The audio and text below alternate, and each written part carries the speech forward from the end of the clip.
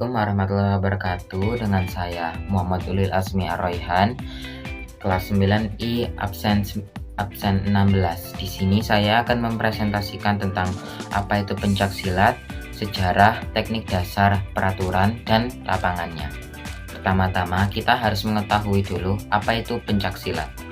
Pencaksilat adalah seni bela diri tradisional Indonesia yang menggabungkan unsur gerak, seni, dan spiritualitas. Kata pencak sendiri merujuk pada gerakan dasar bela diri yang terikat aturan.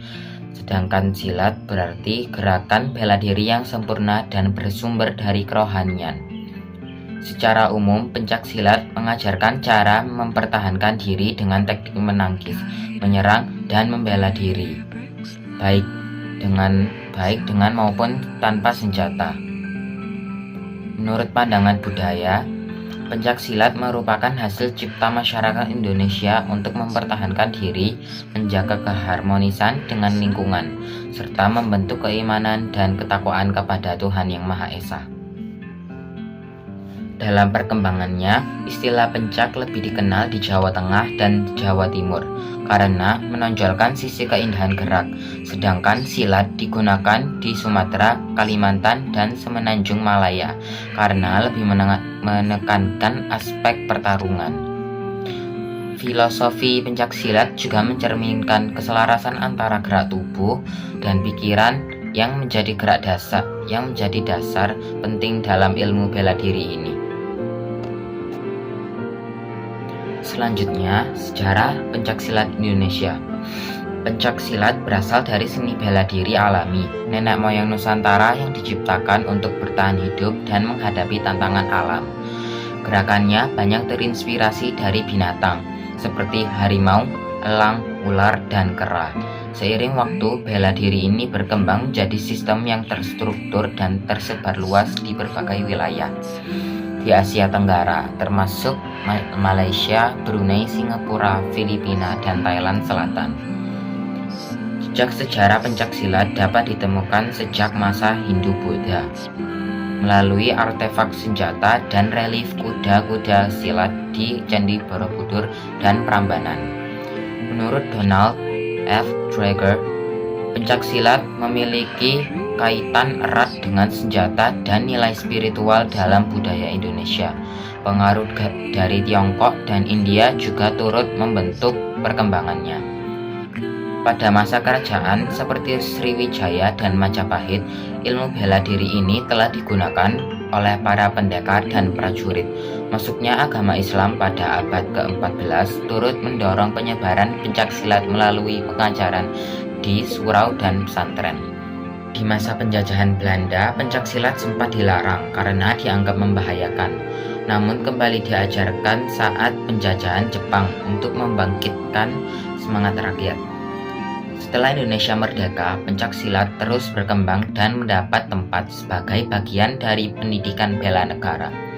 Ikatan Pencaksilat Indonesia didirikan dan seni bela diri ini resmi dipertandingkan di ajang PON dan SEA Games sejak 1987.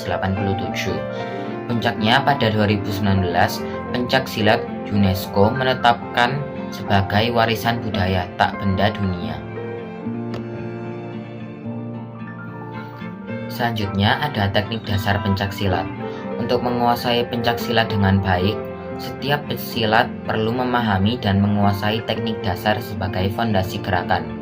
Berikut ini beberapa teknik dasar pencaksilat yang wajib dipelajari. Pertama, teknik kuda-kuda. Teknik kuda-kuda merupakan dasar pertama dalam pencaksilat yang berfungsi untuk menjaga keseimbangan saat menyerang maupun bertahan.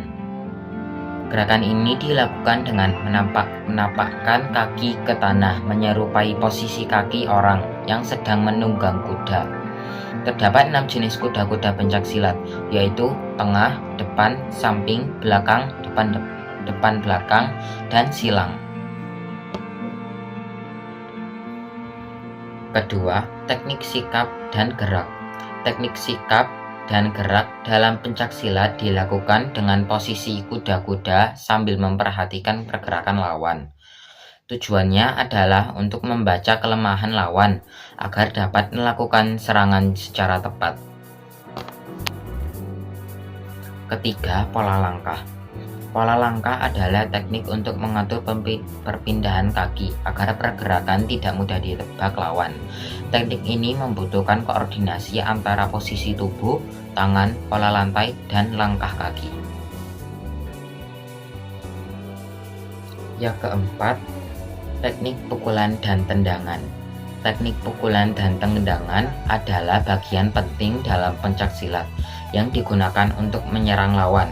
Pukulan bisa dilakukan dengan tangan terbuka atau mengepal, seperti pukulan depan, samping, sangkol, atau bandul, dan lingkar. Sementara itu, tendangan memerlukan kekuatan dan kecepatan dengan variasi seperti tendangan lurus, jejak T, celorong, sabit, hingga tendangan belakang. Latihan sebaiknya dilakukan bersama pelatih untuk menghindari cedera. Kelima, teknik tangkisan. Teknik tangkisan adalah bagian penting dari pertahanan dalam pencaksilat, karena kemampuan menyerang harus diimbangi dengan kemampuan bertahan. Tangkisan dalam pencaksilat terbagi menjadi dua, yaitu tangkisan satu lengan dan dua lengan. Tangkisan satu lengan meliputi tangkisan dalam, luar, atas, dan bawah. Sedangkan tangkisan dua lengan dilakukan dengan telapak tangan atau lengan bawah untuk menahan serangan lawan. Yang keenam, teknik kuncian dan guntingan. Teknik kuncian dan guntingan dalam pencaksilat digunakan untuk melumpuhkan lawan agar tidak bisa bergerak. Kuncian biasanya menyasar bagian tubuh vital seperti dagu, leher, atau pergelangan tangan. Sementara itu, teknik guntingan dilakukan dengan menjepit tubuh lawan menggunakan kaki setelah melakukan tendangan, sehingga lawan mudah dijatuhkan dan dikendalikan.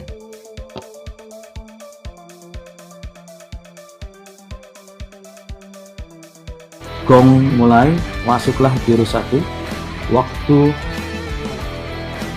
maksimal 3 menit, plus minusnya 0,5. Ini jurus pertama.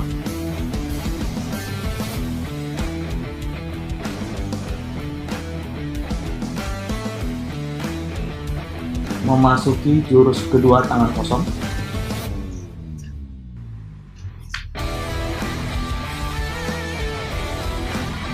Iya. Interval, melangkah kaki ke belakang. Ini interval, masuk jurus 3. Sabit kiri. Ya. Masuk interval jurus 4.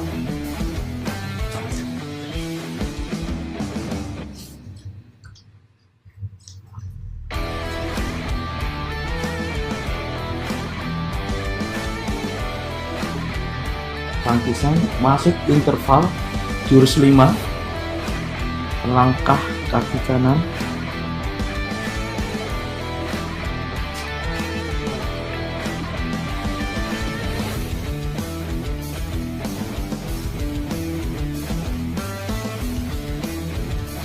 iya, masuk jurus 6,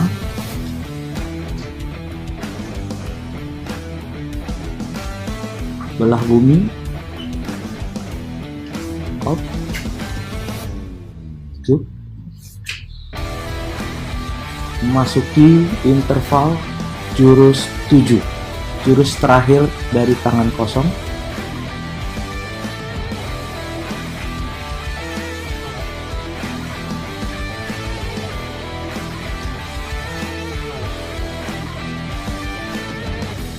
Ya,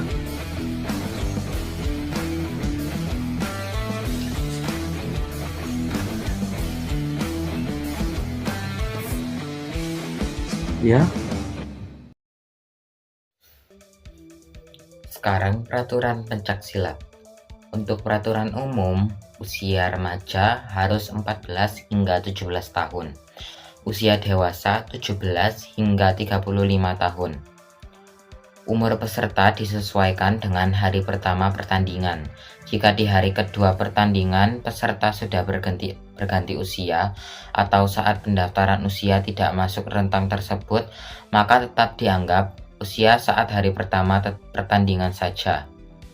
Dada, punggung perut, tangan tungkai, pinggang kiri kanan merupakan bagian tubuh yang boleh diserang. Tidak diperbolehkan menyerang kemaluan lawan. Menyerang selain bagian di atas akan dicatat sebagai pelanggaran, dan pelanggaran hanya boleh dilakukan 2 kali. Lebih dari itu, peserta akan didiskualifikasi. Kedua, peraturan pertandingan. Pertandingan dilakukan dalam 3 babak. Setiap babak berlangsung selama 2 menit dan diiringi jeda 1 menit. Peserta yang bertanding diharuskan memenuhi pembelaan, elakan, tangkisan, dan hindaran. Serangan menuju sasaran, baik menggunakan kaki maupun tangan, mengunci lawan, dan menjatuhkan lawan. Setiap peserta yang bertanding harus melakukan serangan yang memiliki pola, mulai dari sikap awal, pasangan, koordinasi gerakan, sampai kembali ke sikap awal. Ketiga, peraturan nilai. Pertama, seorang atlet berhasil melakukan tangkisan atau elakan serangan lawan. Kemudian disusul dengan pukulan yang berhasil masuk ke area tubuh lawannya.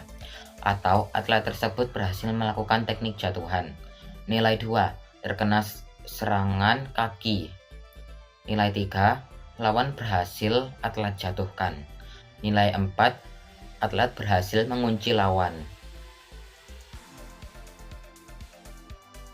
Keempat, peraturan menang.